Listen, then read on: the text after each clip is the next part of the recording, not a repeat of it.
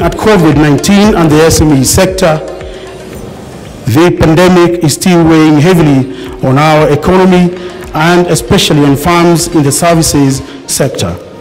This particularly affects the SMEs because they make up an outsized share of firms in the sectors worst affected by the crisis, yet they provide employment of about 75% of the Kenyan workforce. To support and manage the crisis, the policymakers and government had to step in with stimulus package support to contain the disruption. As KNCCI and our support to the SME sector during the crisis and in our recovery effort and building a more fair and sustainable economy, the Chamber and other development partners had the following interventions. KNCCI worked closely with the government to eliminate tariffs on essential services, remove tax on imports of raw materials, extend time frame for payment of duties and fees, facilitate essential passes for the business community which addresses the high cost of production. We also engaged in various programs with our development partners, particularly the MasterCard Foundation, where we partnered with MasterCard to support the micro and also the SME as well. And to date, over 14,000 MSMEs have benefited from over 400 million Kenya shillings, which monies are disbursed by the fund manager, and we're expecting to disburse another 100 million in the next few weeks. During the COVID-19 period, our surveys revealed the disproportionate negative impact SMEs faced in general.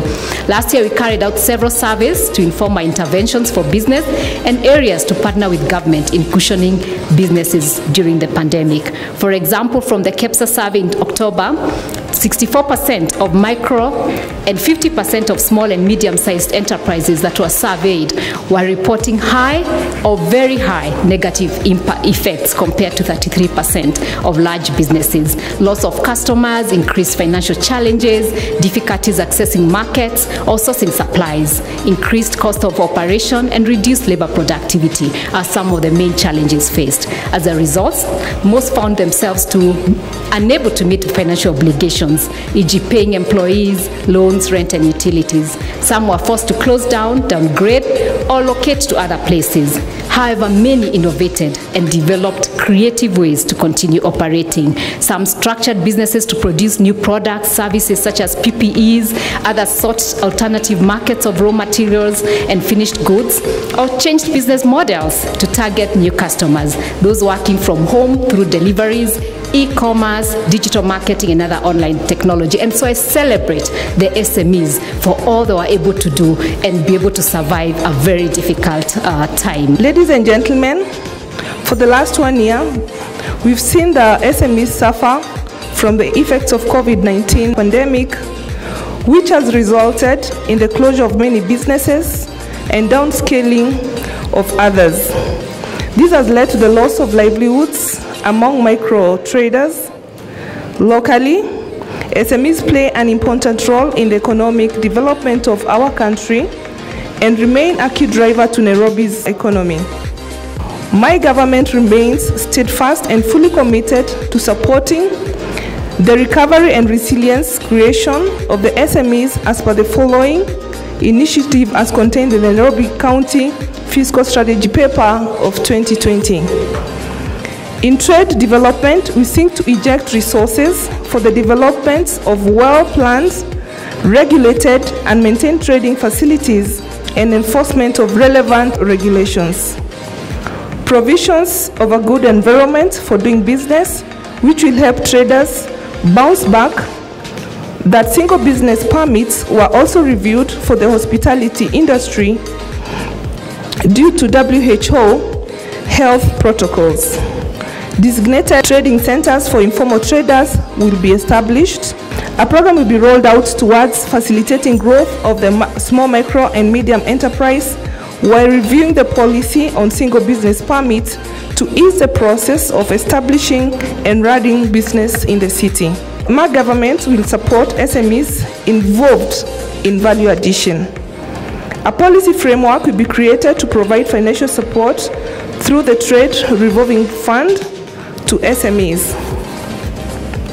I hope this forum will provide a premium platform for business development, information exchange, and much needed resource for SME business leaders looking to expand their operation and inspire enterprise survival solutions and strategies, and as part of the COVID-19 recovery mechanism and supporting ongoing initiative to support the economy bounce back.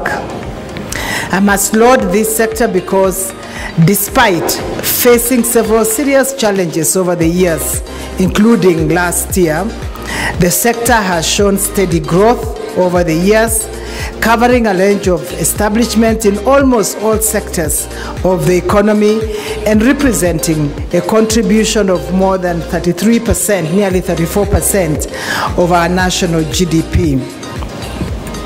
Undoubtedly, the sector makes a huge contribution on multiple fronts. You foster innovation, you create new markets and consumers, you provide a higher tax base, you generate employment, and in effect, are key partners in our journey of alleviating poverty.